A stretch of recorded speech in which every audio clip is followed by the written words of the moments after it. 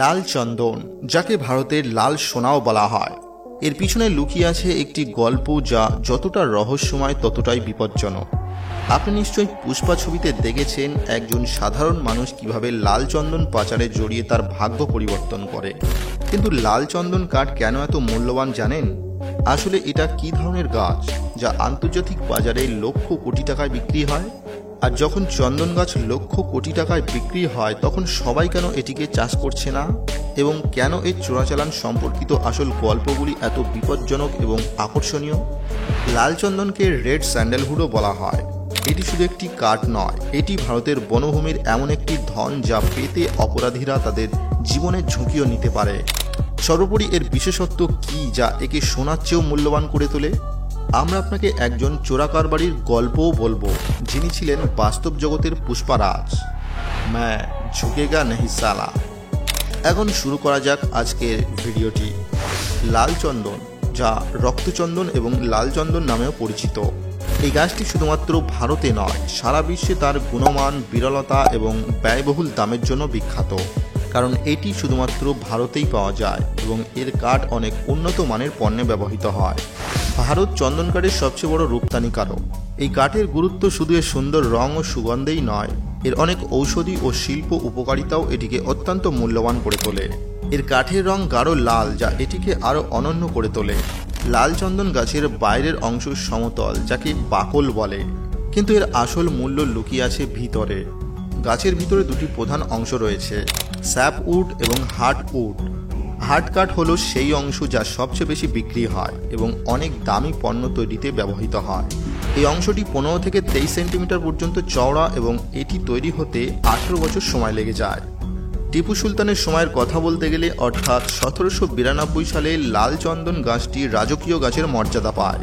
তারপর থেকে আজ পর্যন্ত এর কাঠের চাহিদা স্থির রয়েছে। লাল চন্দন কাঠে অনেক খনিজ পাওয়া যায়, যা এটিকে অত্যন্ত মূল্যবান করে তোলে। এখন আপনি নিশ্চয়ই ভাবছেন যে এই কাঠের দাম কত হতে পারে।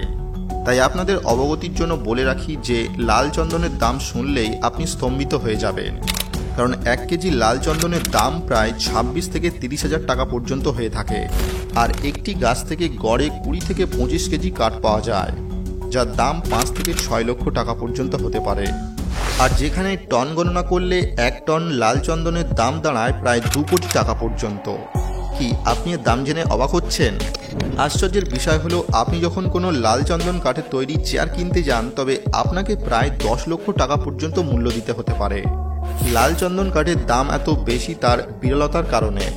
এর একটি গাছ জন্মাতে 30 বছর সময় লাগে, তবে জৈব চাষের মাধ্যমে এটি মাত্র 15 বছরে তৈরি করা যেতে পারে।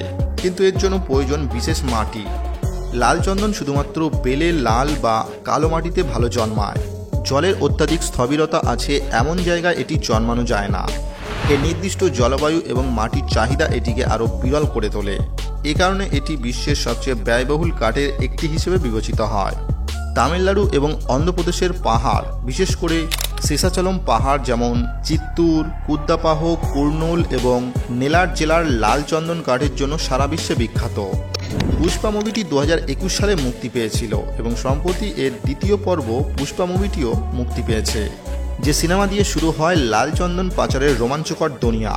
ছবিতে দেখানো হয়েছে কিভাবে এই মূল্যবান কাঠগুলোকে বন থেকে গোপনে কেটে কোটি টাকায় বিক্রি করা হয়। চলচ্চিত্রের প্রধান চরিত্র পুষ্পার সংগ্রাম ও বিপজ্জনক যাত্রা পর্দায় জীবন্ত চোরাচালানের সত্যকে তুলে ধরে। এমনকি বাস্তব জীবনেও লাল চন্দনের উচ্চ মূল্য এবং আন্তর্জাতিক বাজারে এর চাহিদা একে চোরাকারবারিদের পছন্দের হয়ে উঠেছে। তামিলনাড়ু এবং অন্ধ্রপ্রদেশের বন, বিশেষ করে শেষাচলম পাহাড়, চোরাচালানের হটস্পট। চোরাকারবারিরা এটি সংগ্রহ করতে মারাত্মক ঝুঁকি নিয়ে চীন ও জাপানের মতো দেশে কোটি টাকায় বিক্রি করে। 2015 সালে অন্ধ্রপ্রদেশে একটি বড় অভিযানের সময় 20 জন চোরাকারবারি নিহত হয়েছিল। পুষ্পা ছবির মতো বাস্তব জগতেও চোরাকারবারিরা লাল চন্দনের জন্য তার জীবন উৎসর্গ করতে বা কারো জীবন নিতে দ্বিধা করে না। লাল চন্দনেরও প্রচুর ঔষধি গুণ রয়েছে। ডায়রিয়া, লিভারের রোগ এবং রক্ত সংক্রান্ত সমস্যায় লাল চন্দন ব্যবহার করা হয়। এছাড়াও এটি যৌন ইচ্ছা বাড়ানোর জন্য খুবই উপকারী বলে মনে করা হয়। এটি ত্বককে মসৃণ করে, ব্রণ নিরাময়ে সাহায্য করে এবং পোড়া বা দাগ নিরাময়ে খুব উপকারী। লাল চন্দন ইউরোপীয় ঔষধের রঙিন এজেন্ট হিসেবে ব্যবহৃত হয়। আমরা যদি ইতিহাসে একটু পিছিয়ে যাই, প্রাচীন মিশরীয়রা মৃতদেহের উপর এই পেস্টটি লাগাতেন যাতে মৃতদেহ দ্রুত পচে না যায়, কারণ লাল চন্দনেও অ্যান্টিব্যাকটেরিয়াল এবং প্রিজারভেটিভ বৈশিষ্ট্য পাওয়া যায়। এছাড়াও সুগন্ধি শিল্পে লাল চন্দনের প্রচুর চাহিদা রয়েছে, কারণ এতে সুগন্ধযুক্ত বৈশিষ্ট্য রয়েছে যা এটিকে একটি দুর্দান্ত সুবাস দেয়। এই বিষয়ে আরও কথা বললে, লাল চন্দন কাঠ শুধুমাত্র সাজসজ্জার সামগ্রী এবং খোদাই তৈরিতে ব্যবহৃত হয় না, এটি মালা তৈরিতেও প্রচুর ব্যবহৃত হয়। এবং আমরা আপনাকে বলি যে আপনি যদি লাল চন্দন কাঠের একটি জপমালা কিনে থাকেন, তবে একটি জপমালার দাম বেশ ভালো রকম টাকা দিতে হতে পারে, যেখানে একটি সাধারণ জপমালা শুধুমাত্র 50 থেকে 100 টাকায় পাওয়া যায়। এছাড়াও এটি ধূপকাঠি এবং আগরবাতিতেও ব্যবহৃত হয়।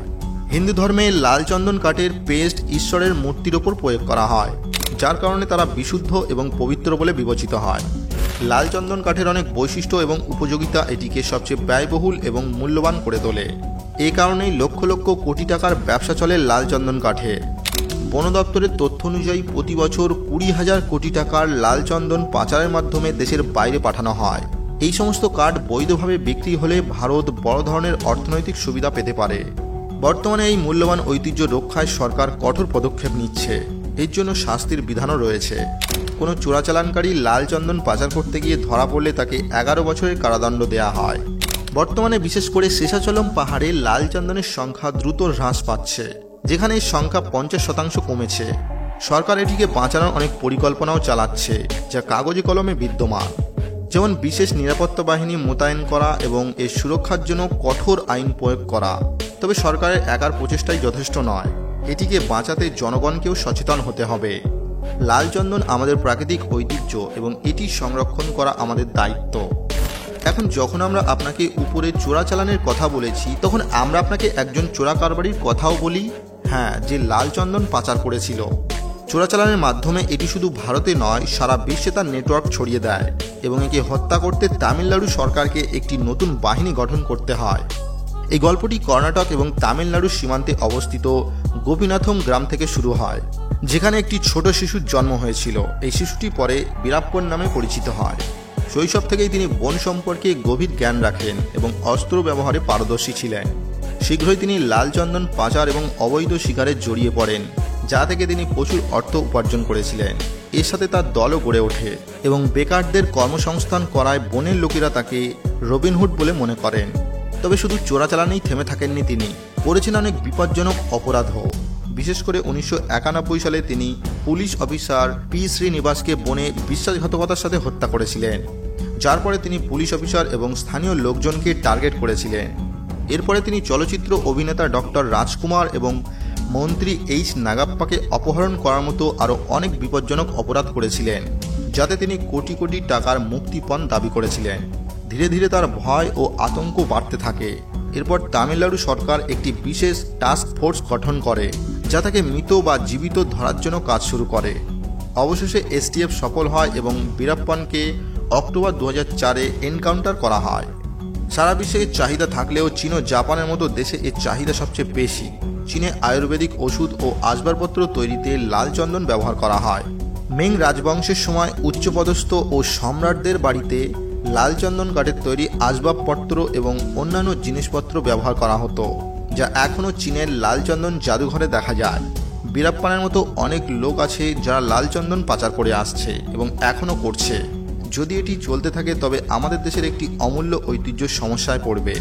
যার উপর আপনার মতামত কি আমাদের কমেন্টে জানাতে ভুলবেন না।